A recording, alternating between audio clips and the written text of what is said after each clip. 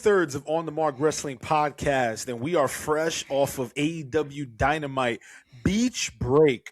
What an amazing show. We're just going to dive right into it. We're going to discuss AEW Dynamite Beach Break, the eventful start to the week with CM Punk and his surprise return in his hometown of Chicago and winning the championship off of Sami Zayn.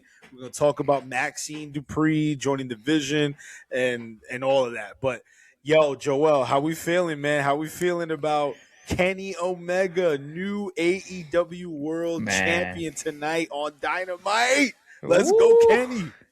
What a match, man. What a match. Another banger episode of AEW television. They have been on a hot streak that I can't even tell you when it started because it's been so long, man. Like, they have been consistently killing it, man. MJF, we were texting during the match, and you mentioned MJF might be your AEW Wrestler of the Year. And I can't even, argue that, man. Like, he has been putting on consistent banger matches. He's one of the best on the mic that we have in this generation. And he just does it all perfectly, man. Like, everything he does is perfect. He knows how to be a heel. He knows how to get boos. But at the same time, he does it in a way where he's still promoting the company and making sure that the company is like the number one thing. Like, he's just so good. And then Kenny Omega, obviously one of the greatest of all time. So of course they had a banger of a match. Kenny Omega with a surprise AEW title win, so close into All In too. So seems like we might get Omega Ospreay at All In. Woo! I'm ready for that rematch, man. I was at the last match that they had at Forbidden Door 2023, man. That's my favorite match I ever got to see in person live. It was incredible. One of the best matches I ever seen. So I can't wait. If they end up doing that as the main event of All In London, I might have to book a flight, bro. I might have to go. Right? I might have to go to London, bro. Wow. Oh, well, man. I mean, I'm so happy that you got to experience that a few years back with that instant classic with Kenny Omega and Will Ospreay. But that they're gonna turn it up a notch that much further because it's, the stakes are higher and it's for the world title. It's at Wembley, the biggest AEW show of the year. But this Dynamite, well, first of all, I wanted to piggyback off of what you said initially about how we were talking that MJF is he's been incredible this year. And not that he hasn't been incredible in years past, but I feel like MJF is finally at a place where you can't put him in you can't leave him out of the conversation of who's the best male wrestler of the year, like at least halfway through 2026. Because not only is he cutting killer promos, he's doing great in ring work. He looks stellar, so he's looking the part. He's putting talent over. He's putting on banger matches, not just on pay-per-view, but on TV, as we saw tonight. This is yet another match of the year candidate, dare I say. But I'm really, really happy for Kenny Omega. I can't remember the last time I popped or marked out that loud for a TV main event. You know what I mean? And I know we've had some really terrific AEW television main events this year alone, but this felt very eventful, even going into it. And you had texted in the group chat that it had a big fight feel to it. And that's essentially what you want. Not that it has to have a big fight feel every single week, but you got to do that more often than not. Like, you don't always have to save those big fight atmospheres for your big pay-per-view events. You can do it on a Dynamite or, hell, even on a Saturday night on Collision. But we had two big title changes tonight because Konosuke Takeshita dropped the international championship to Kyle Fletcher. And that was also a great match. Yeah. What do we think about that? What's going on there? Yeah, I mean, from what I've heard, it seems like Takeshita might be doing the G1. So I think this is just a way to get the belt off of him. I'm sure when he returns from doing the New Japan D1 Climax and all that, he'll come back and go after that title again. Because I do feel like while the match was really good, we both had talked about it a little bit. I think they were leaving a little bit on the table because I think there is going to be an eventual rematch, probably on pay-per-view, which is a great, hey, We got to give it up. I always say we got to give it up to the AEW. The way they book shows makes you want to buy the pay per view. So if It's you tell true. me that Fletcher and Takeshita are having a rematch at Redemption or at All In, even, I am buying just to watch that match because that match was really good. But they teased it knowing like we got a lot more in the tank. We are two of the best athletes Yeah. in wrestling right now. We have a lot more in the tank. We all know they have a lot more in the tank. So while the match was really good, I think there is a 5, 6-star, 7-star match in there between those two, and we're gonna see it one of these days, and I can't wait. Man, to catch that Kyle Fletcher, like the embarrassment of riches in AEW, man. Like we are talking about MJF as one of the best wrestlers. He's only 30. Then you have Kyle Fletcher, who's I think under 30. I think he's like 29, 28 or something like that. Yeah, he's Takeshita's young. only, I think Takeshita's in his early 30s or something like that. Like these guys are all super young. If they keep all these guys for the next 10 years, this is their main event. This is their version of whoever you want to say on the other side, CM Punk, Danielson, Yeah. all those people that were big time in WWE. This is their version of that. Like how we look at Seth Rollins now, how we look at Roman Reigns. Like the reason we look at them is because they had all of those moments leading up to their careers now. So if we get that from these group of guys, these group of young talent, and we're not even mentioning the people that we haven't seen for a while, like Hangman, Swerve, we haven't seen in a couple weeks. Like there's so many people in AEW that if they just keep this core group and just keep running with these shows the way they're doing it and not being afraid to try shit, like the Darby Allin title run, that was a banger title run. Everybody was Yep. people online going crazy, like, oh, Darby doesn't look like a champ, whatever. But then he proved everybody wrong, just having match after match, week after week, putting on bangers. Like 2026 AEW might be my favorite promotional year ever in wrestling, like which is crazy to really think. I'll have to look back and think about all the stuff I grew up on and all that, but I can never remember having this much excitement on a week to week basis, at least in my Yeah. adult life. Like Wednesday nights is appointment television for me. I do not miss it. I don't care what's going on. I am watching AEW Dynamite. Collision here and there, I might miss it, but I always catch up. But on Wednesdays, 8 p.m. Eastern, I am sitting my ass down and I am watching Dynamite. And they earned that. They earned that this year by putting on banger after banger shows, man. We got to give it up to AEW. It's crazy what they're doing right now. Yeah, I couldn't agree with you anymore, Joel, because Wednesday nights, not that they haven't been priority for me, but 2026 is really like the chef's kiss year Yeah, for for this sure. company in terms of intriguing matches, just terrific all around like television, you know what I'm saying? And yes, even when I can't sit down and watch the 2 hours consecutively on the Wednesday night, I make it appointment viewing to catch it at some point. Mm-hmm. And I haven't felt kind of like you. I haven't felt like that in a wrestling calendar year for quite some time. Yeah. Tony Khan said something interesting. It was if it was like recently, very very recently. I don't know if it was today, yesterday, but or maybe at a recent media scrum. But Mm-hmm. he had said someone had asked him like something to the effect about like how does how does he deliver all of these pay per view quality shows and things of that nature and uh how AEW's been successful at doing that not just on pay per views but on weekly television. And Tony Khan's answer was really interesting, and he really came across as like a man of the people who really has endeared himself with the fans, cares about the fans, and wants to service the fans in such a way that it's not only showing his reverence for the fans who love pro wrestling, but also the everyman or the everywoman that can't afford to pay $45 or whatever the price is for these days for pay-per-views, can't afford to do that on a monthly basis. So that's why he said, that's why we prioritize given some of the best in-ring action on Dynamite or Collision on a weekly basis, because if you aren't able to order the pay-per-view or you miss the pay-per-view, you can still see what AEW is about on TBS or HBO Max or TNT.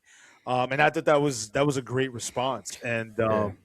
And that's really AEW in a nutshell, man. Yeah, If it's not for you, I get it. It's not for you, but how can you really deny the greatness that's happening in terms of the in ring action and just the depth of the roster, both yeah. on the men's and the women's side? Like it's just such a it's an embarrassment of riches. We always use that term, but it Yeah, really is. It's an embarrassment of riches.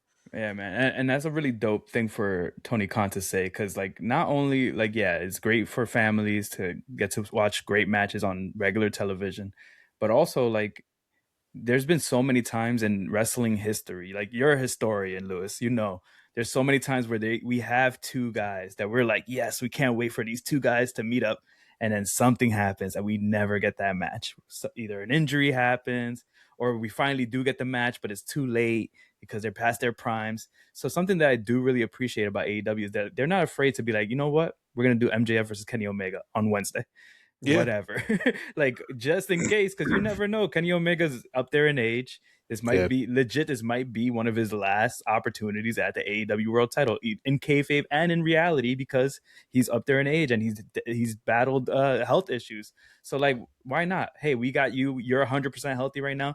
MJF, you're our world champ. You're the best heel in the business. Let's do this before it's too late. Just in case something happens, Kenny gets randomly injured or MJF gets injured. No, we're not even going to let that happen. Let's just get right yeah, to it. Have the match, have the title change on a Wednesday. And it freaking works, man. I don't know. Like for me, it works. Like you said, maybe it's not for everybody, but for me, this is, like I said, this might be. I have to go back and look in the history of all the years of wrestling I've watched. But I think this year has been up there for sure. Like 2026 AEW, we'll see how it all ends up with how All In goes and later down the year Continental Classic and all that stuff. But as of, so far, like you said, the men's division, the women's division, we had another great surprise tonight with Willow coming back in the Casino Gauntlet yeah, to get that world title shot at Redemption, which is another exciting thing. Like Willow, I'm excited to see Willow maybe get the world title. It might be her time. Like so, and if she wins that title, now she goes on to face Mercedes at All In. That's a great match. They have a rivalry already built in. So like there's a lot of stuff cooking, and I think that's another thing that I appreciate about AEW is that there's multiple things happening. There's not just one main storyline. Everyone yeah. kind of has their own story, but everything is intertwined at the same time. Like you've seen in the women's match, now all of a sudden Divine Dominion and Mercedes might be Ah, tied up and yeah, together. So like that's a cool matchup right there. Tekla is still the champion, but she's kind of getting overshadowed. So let's see what happens there. Like there's a lot of stuff happening. People are getting built up together. This is how you build a promotion. I feel like this is how you build stars. You're built by putting them all together and mix them all up, putting them with the stars. Mercedes is a bona fide star already. So let's surround her with as many people as we can. Let's put Divine Dominion with her. Let's have them face off with Julia Hart and Sky Blue. So now you have those 5 women around each other. Then you have Tekla thrown in there. Then you have Willow thrown in there. Now you have like this big concoction. And it reminds me of like the old Attitude Era days where it would be 6, 7 people all surrounding that main event title scene, and then we might get that big multi-man match down the road. Like those are the things that excited me as a kid. So it's so exciting to yeah, see that they're doing that not only on the men's side but also on the women's side. And like a lot of people might say like AEW could use a little more help with the booking of the women, but I do got to say, based on like the injuries that AEW has had to deal with, like Tony Storm is out, who's their main freaking woman wrestler for the last like 2-3 years. Willow got injured, Mercedes was out for a while, so like now you have a lot of your people back. Tony Storm might be coming back, who knows, in a couple months. So when she comes into the scene and you have a Tekla, who Tony Storm has never really faced off with, this version of Tekla. Then you have a Willow who might be a main event player. You have a Mercedes who's a main event player. You have a Statlander around. And then you add Tony Storm in there in a couple months when she's ready to return. That's how you get a promotion built up, man. Like they are and doing they're their building thing, up man. my world too. Yeah, Maya World's another one. Like Athena's still hanging around. Like there's a Yeah. lot going on, and it's exciting, man, for sure. Yeah, AEW is really coming across like a cool product. Like it's a cool thing to tune into, even if you're not watching on a consistent basis. It's coming across as like a cool company to follow, especially if you're within a specific age demographic. Like I feel like Yeah, if you're you're 30 plus, it might just be for you, because those are the older fans that provide that are looking for that thing, that missing thing in pro wrestling that AEW has been providing. Yeah. And what is so crazy as well is that MJF and Kenny Omega already had a banger of a main event on pay per view just 3 months ago at Yeah. Dynasty. Yeah. But yet this match still felt fresh because of the stipulation. They hadn't faced each other since, and MJF has had like his programs and has lost the title, regained the title. So yeah, man, lots of definitely lots of great things on AEW as a whole. Redemption is going to be interesting because I anticipate, and I don't want to harp on Redemption and All In for too long, but I wanted to briefly mention that I anticipate at Redemption we will get the rematch between Kenny and MJF. I think that there's going to be some type of, I don't want to say a screwy finish, but there's going to be an asterisk that's going to lead to a triple threat at All In. I Hey. don't know. I don't feel 100% that we're gonna get Kenny versus Will Ospreay in the as one on one. I feel like it almost has to be a triple threat, just based off of all the recent history and everything that they've been building towards. So we'll see. But Hey. I mean, if it is a triple threat match, I don't think people are gonna be complaining about it. You I'm know what I down mean? for that too, man. Because at the end of the day, Kenny can eat the pin, Like, MJF can eat the pin, and it's not going to hurt either one of them. I mean, arguably that's your three best wrestlers. Like, why not? Let's put our three best wrestlers out there and let's see what happens. They're gonna make magic, like Yeah. on the biggest stage in Ospreay's home country. Like, yeah, they're gonna fucking kill it. So, like, if you want to do that, you could do that. If you want to do, that's the beauty of it. You could do Omega Ospreay 1-on-1. You could do Ospreay MJF 1-on-1, or you could do the triple threat. Each of those matches, I'm intrigued in. So I'm down for any of that. And then the cool thing too that we haven't even mentioned is we have Mox and the Death Rider stuff looming. I was just thinking that. Like, that stuff is looming around. Is Ospreay going to be more of a heel by the time All In comes around and things like that? So like there's a lot happening, man. I'm excited about AEW as a whole right now, for sure. Yeah, and before we move on to WWE, AEW announced that All Out is taking place in Chicago on September 26th, which just so happens to be my birthday. You doing a Chicago trip? Nah, on the Mark Chicago trip. Look, if I didn't already have a family trip booked literally 2 weeks after that, I probably would have been able to make it happen. But hey, never say never, right? But at least I get to spend my birthday watching a wrestling pay-per-view, because that very rarely happens, if ever. That's the perfect excuse too. You could be like, listen, babe, I just want to watch the pay-per-view. That's all I want for my birthday. That's all I want for my birthday. Uninterrupted. Take the kids away for a couple hours. Let me just watch this. And look, it's a pay-per-view at night, right? And like, I can still celebrate during the day, right? I can still celebrate the night before. But in any case, like, that's down the line. It's a couple of months from now. All right, Joel, on to WWE. You know what we're gonna discuss? Your boy, the voice of the voiceless. Your boy. Look, man. All right, CM Punk. Okay, let me just say this before we lean heavily into Phil Brooks. Let's talk about the Sami Zayn of it all, right? Is it just me, or did it not make any sense for Sami Zayn to be defending the title against Cody Rhodes on Raw? Did I miss something there? I know I don't really because I'm not really watching WWE television consistently anymore like I used to. But I'm still keeping up with the storylines and shit like that. But I found it bizarre that Cody Rhodes last Friday became number one contender and was going to challenge Sami Zayn on Raw. Yeah. I'm like, the two of you aren't even on that show. So it never registered to me that Raw was going to take place in Chicago until, it was airing. And then once you had because I wasn't watching, but once you had texted, "Oh, Punk's going to win the title tonight," I'm like, huh? And You're like, then wait, how? yeah, and then I Like, started wait, what I title? started following online. I was like, oh, I see what they're doing here. And lo and Yeah. behold, it turned out to be a good main event. But yeah, Punk ended all The 9 days the of 9-day Sami reign. Zayn's WWE Championship reign. I gotta say this, Joel. It reeks of really lazy storytelling on WWE's part. Um, it's blatantly obvious that there's just such a lack of a long term mindset when it comes to Mm, doing these things and booking these angles and these matches, because all they're doing, it's becoming more and more abundantly clear that they're just booking for moments. They yeah. just want shit to go viral. We talked about this on the previous episode. Sami Zayn winning the title of Saudi Arabia. Now in hindsight, that just turned out to be a moment for the nation of the kingdom of Saudi Arabia, right? Now, what business did CM Punk have winning the championship after a 3 month absence? I get he was in his hometown.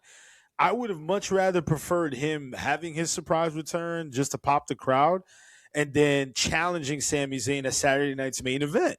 You would Yeah. have set up a banger of a main event in New York City, Madison Square Ooh. Garden, and I think I would have been a little more understanding of that booking. Like if they had gone that down that route. But this whole thing just left a bad taste in my mouth. And it's almost hypocritical because the old, and I know people change, right? Time changes people, age changes people. But the old CM Punk, this is the type of shit that he built his legacy off of, where like he was anti-establishment and being the Yeah. voice of the voices. But he literally came back and did the same exact thing that he bitched about 15 years ago. Dwayne. When Dwayne did it to him. Right. And I hate the fucking Dwayne comparison because CM Punk is no Rock. I'm gonna tell you right now. I don't care which CM Punk loyalist is hearing this. CM Punk is Oh no man, they're gonna Rock. come for you, bro. They're gonna come for you. I don't give a fuck, man. They like the See, Swifties, bro. I The know. Punk. Yeah, exactly. The They CM might, Punk loyalists are like the Taylor Swifties. They yeah, really are. they might They get will you, bro. ride it.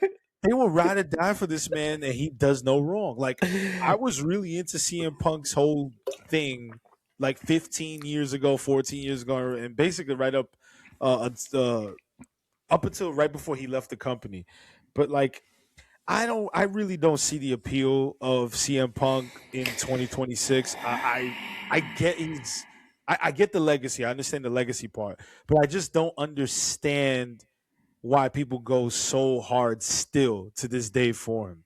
Yes, he can cut a great promo, and yes, he's okay in the ring. Um, he maybe he's just not for me at this point, but like that whole comparison of like, well, he was going after The Rock because The Rock was coming in and taking his main event spot and all of that. The Rock is one of the biggest 3 stars in the history of pro wrestling. Yeah, CM Punk is not that. CM Punk yeah, pushes merch and shit like that, but when it's all said and done, CM Punk might be a better in-ring worker than The Rock. And I'm not even trying to make this like a CM Punk versus Rock thing. Like that's not what I'm trying to do here. But I've heard, like I've seen the comparisons online. Like you, but it, I don't know. I don't think yeah. Punk is in the same league as The Rock in terms of superstardom. Oh no, he's definitely not. Like obviously, No. The Rock is one of the top like 5 WWE superstars ever. Like when it And of comes to course, I have to popularity, defend Rock, right? when it comes to popularity, when it comes to selling out shows and selling tickets and doing all that, The Rock is up there, obviously. But Yeah, but anyway, I love The Rock. Well, fuck The Rock. We're not talking about him right now. But when it what do you think, man? I've rambled enough about Phil Brooks. with the CM Punk of it all, like you brought up a great point about it being like moments based booking, and it kind of like you could tell that they had somewhere written on a whiteboard SummerSlam main events, Roman versus Seth, Cody versus Punk. You could tell they wrote that down somewhere months ago, and you could just tell like that no matter what, they were not gonna budge. And I think that's exactly what happened. And you're so right. It could have been maybe like you could have gone with the Cody versus Sammy match, have Punk maybe interfere or come out after the match, whatever the case. And then that way you don't need to do Cody versus Punk with the title. That you could have Sammy sneak by because Punk showed up or something like that. You could continue the story of of Sammy sneaking by and winning and defending the title and still like he's still a heel, but he's still like kind of getting these roll up victory. You could continue this story for a while. You could even, like you said, maybe have Punk versus Sammy at Saturday Night Main Event, and then have Cody do the same to Punk. And now we're off to the races, and you could do Cody versus Punk, and it's a real blood feud instead of just like, hey, we need the title on the line. And I think what it reached to me was like, we need to sell SummerSlam tickets. That honestly what it felt like to me when I right away I knew it was gonna be Punk because they're in Chicago. They had the angle in the beginning of Raw where Gunther takes out Cody, so it's like, okay, Cody's out. They're in Chicago. They're like, no matter what, you're defending the title tonight. So it's like, all right, they're not saying who it is. They're not saying who the opponent's going to be. It's going to be Punk, obviously, just because it's Chicago. And how many times are we going to do Punk in Chicago as booking? Like, that's not booking. That's not storytelling. Like, just because someone was bored somewhere and you guys happen to run that building a lot, you can't just, like, that's so cheap. It's like, yeah, that's easy. It's so cheap. Easy. It's like, it's the laziest, easiest thing. Like, CM Punk in Chicago, let's have him win the title. Like, okay, cool, whatever. But it just goes to show, like, there hasn't been a long-term plan in a long time. And you could tell by what happened with Obafemi. Obafemi wins the King of the Ring, and the next night on Raw, he's like, I don't want the titles, I want Brock Lesnar. Like, what? So that's one thing.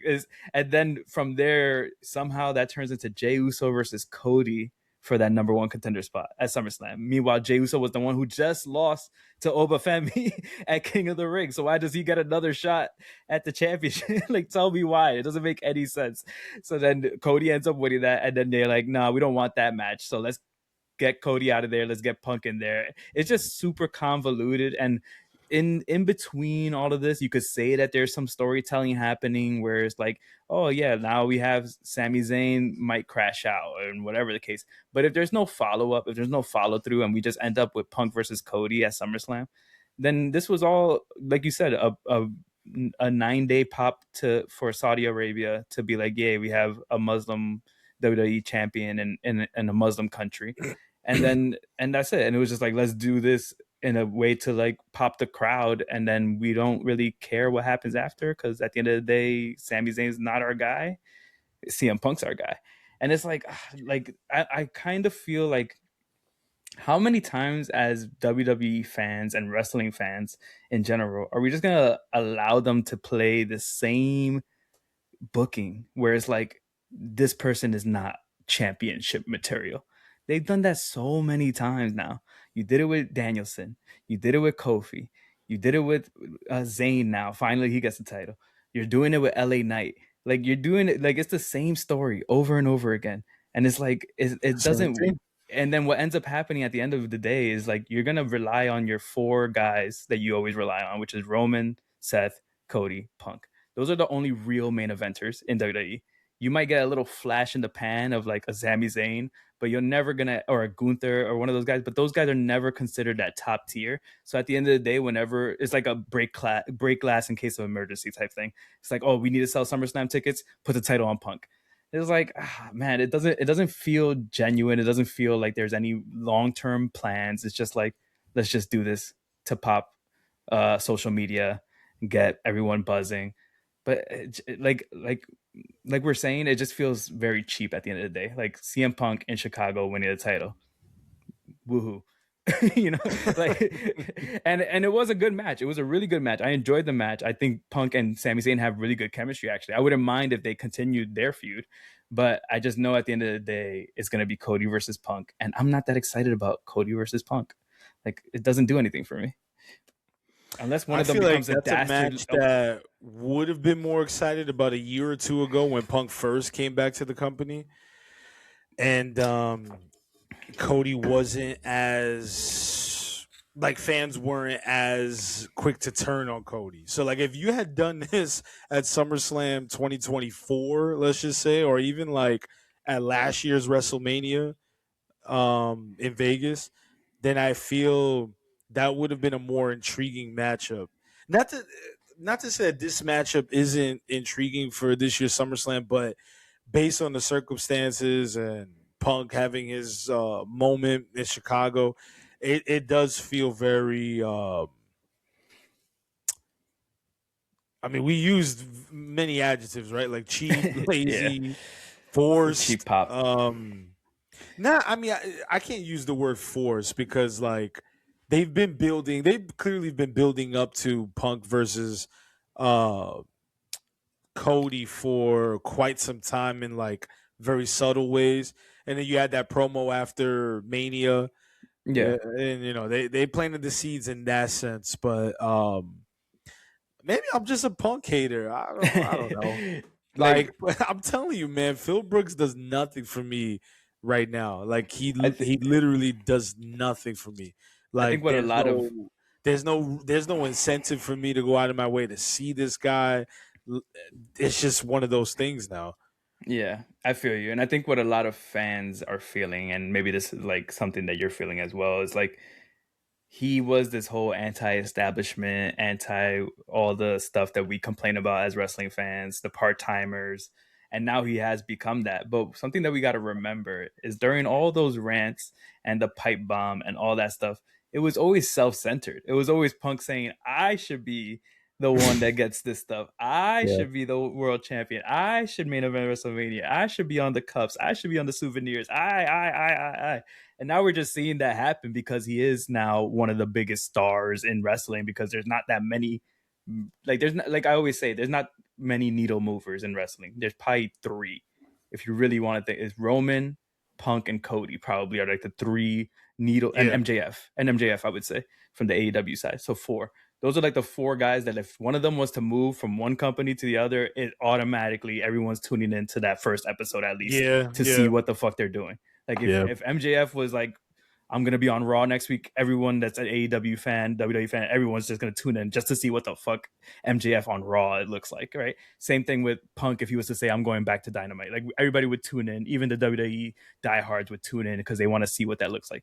So I think that's what it is now. He's finally got to that level, and he's not letting it like he's not shying away from the fact that he could do what he wants now. He could take a 3-month break, come back, win the title. I'm hoping that maybe this is his like leaning towards heel, and maybe like since it was Chicago, yeah, he got the baby Yeah. face pop, but maybe since he is going against Cody, who is QB1 and the face of the company, maybe they do as Punk is more heelish in that feud or whatever, and then we get heel Punk at least because right now, like you said, I don't care about babyface CM Punk. Like he seems fake, and I think it's by Yeah. design. Like Yeah, he yeah. says It it. seems he comes across a little disingenuous to me. Yes. Because you're right. He's always been self-centered. He's always come across very arrogantly. But I will say this: I will be a little more supportive if they went the CM Punk heel route. And as a matter of fact, if WWE was smart, they would capitalize on the mixed reaction from what happened on Raw. Yeah, for And sure. I would lean heavily into that shit and just fucking I mean, have him be himself, right? Because he's still gonna be there's a himself, but there's a do it in a world. more dickish way where it's like, I'm CM Punk, bitch. Like I can do whatever the fuck I want around here. I've earned my Listen, stripes. And I there's think a I think that would be pretty good. there's a world out here where we all are eating our words in a year when WrestleMania next year in Saudi maybe he's headlined by babyface Sami Zayn versus heel CM Punk, and he gets his title win back in Saudi Arabia. Like maybe that happened. Maybe that is the long term plan. Maybe we got to give them some credit, but I just don't see that right now. If it ends up happening, I'll come back on here and be like, "Yo, WWE, clap, clap, clap, Right, clap." right. But right now, it just seems like they're going for babyface CM Punk versus babyface Cody Rhodes, and I don't know if that's gonna work. But if one of them turns heel and it ends up being a really good feud, I'll be happy. And look, I give Phil Brooks a ton of credit because this second WWE run that he's having has been nothing short of incredible in terms of merchandise, how over he still is, the reactions, the monster reactions that he's getting on a weekly basis. I'll give him all the credit in the world because that is not easy to do, especially at the age that he's at in his fucking late 40s. It's almost like Hogan esque, right? When Hogan came back to the company in 2002, he was over like Rover. Mind you, he's like 48, 49 years old at the time. That's So crazy. it's sort of reminds me of that. So I give him credit for in that sense. For But sure. yeah, we'll see how this all plays out, but I don't like it. Um in other news, the Vision, Maxxine Dupri has a new vision. No pun Hey. intended, or maybe pun intended. But she cost the Street Profits the tag titles and gave Austin Theory a little smoochy smooch. So we're Yeah. seeing like Surprised. huh? I was surprised by the smooch. I wasn't expecting the smooch. Yeah, me too, right? I saw that clip. I was like, wait, what? So are we going the Dominic and Liv Morgan Yeah, route? it was very much like I saw people calling it a Timu living down. So Damn, that's wild. Team it definitely gave that vibe. Like I didn't expect them to make out after, but hey, anything to I guess get over, right? So uh I wasn't expecting such a quick run for the Street Profits, the tag titles. I don't know what the Street Profits do from here. I feel like they kind of came back and are now back in the same position they were in when they left, which kind of sucks. Maybe we finally get the breakup between them. Hopefully, I don't know. Do something with them. I just feel bad for them, honestly. Didn't they just win the titles like 2 weeks Yeah, ago? it was 2 weeks ago. What the hell? Honestly, it was very AEW Dynamite and WWE Raw this week were very similar almost in a weird way because they both had two title changes and Ah, both of them were kind of title that they just swapped. Like it was like the international title and the AEW World title on the AEW side were just swapped on Double or Nothing when we were there. So that was what 2 months ago, and now they less. swapped. Yeah, because that was like like 6 weeks ago. Yeah, so like, hey, I love short title runs. I think we had like a weird long title run thing for too long where everybody had to hold the title for at least like 400 days. I'm over Yeah, that. no. Like I want more people getting the titles and all that. And I like the story of Maxine joining the Vision. I think it's cool. I think it's a little different for the Vision. The Vision feels like they were floundering for a little bit with all the injuries they had and all that. I do wonder what this means for Bron Breakker though, because it seemed like he had that rocket strapped to his back to be like world champion status, and now he's in the tag team division. Like, is this his permanent spot now? Like, did they lose confidence in him? I wonder what happened there. No, I don't think this is a permanent spot for him. I think this is more like WWE scaling back and just giving him more reps, so to speak, to see because like when a company is gonna have faith in a talent, you're not very rarely actually do you see them strap the rocket immediately to them and have them be the guy within 12 to 16 months. Like you don't see that often. It's usually like a slower progression. So that could be the case with Bron Breakker, Jacob Fatu. They're probably like seeing how much can these guys sustain that long term popularity and overness, and then if like there's a sense of them getting stale, how do these guys reinvent themselves? Because that's Mm. important too, right? If you're ever going to turn Braun Breaker face or Jacob Fatu face, um you got to stay fresh because no one is going to stay hot forever, so you have to add like little tweaks to your character. So I don't mind what they're doing with Braun Breaker. I don't really need to see him in the main event at this moment, but I'd expect that by the time the Royal Rumble circles around in 2027, that he's not going to be the first entrant to be eliminated like he was Yeah, this year. Um, for sure. as a matter of fact, he would probably be my pick to win the Royal Rumble. So hopefully, you early know what I'm pick. saying? Like, hopefully they just stay the course with him, because I really do think that he has massive potential to be like one of the next big guys. You know, I Yeah, put him in that class of, let's see, Jacob Fatu, Obafemi, Trick Williams, um, yeah, and I can't think of anybody else, but those would be like four of the next pillars, if you will, because you know how yeah, you mentioned Punk, Seth, Cody, and Roman. That's like the big four. Those would be like the next big four if I had yeah. to put my finger on it. Yeah, I can see it. Yeah, that's actually a pretty good list right there. And I think one thing I do have to say with Braun and Austin Theory, I will say as a tag team, I'm kind of liking their look. I feel like this week I noticed they had like the matching gear, and they kind of fit each other a little better than I think Bron Breakker and Bronson Reed when they were tagging. I think it seemed a little off because they're two big guys. Yeah. Bronson Reed kind of made Bron Breakker look smaller because Bronson Reed's like a huge dude. And if you want Bron Breakker to look like the big dude, putting him with like a more athletic type Austin Theory, now you have like the bruiser and the athletic guy. I could see them being maybe one day being a babyface tag team too, because they are both really good in the ring. Like that match, it wasn't like the best match ever, but the match between the Prophets and the Vision was actually really good. And I was like, as I was watching, I was like, yo, the four guys in this match are really fucking good at wrestling. Like They are. They are it good sucks workers. that they don't get that big of a stage, but like, yo, Montez Ford is really freaking good. Dawkins is incredible as well. Dawkins, shout out to Dawkins because he's in incredible shape, and he is able to do things that I didn't think he could do because he's a pretty big dude. But he's doing like flips and all this stuff. And then you got Bron Breakker, who's just like a genetic freak, and then Theory is just incredible in the ring, and I feel like he's one of the most like underrated guys in WWE, honestly, when it comes to in-ring work. So like the match was good. We'll see what happens with Maxxine and Austin Theory, and then we saw they teased after the match they teased what's their names, Akira Akira and Otis came out, and they were like all shocked that Maxxine left with them. So it's like, I guess that's where they go next as a filler feud. You have Tozawa and Otis versus the champions Bron Breakker and Austin Theory. Nothing to write home about, but I bet you that'll be Saturday night main event or something, some random match there. When you mentioned Akira, I was legit about to ask who.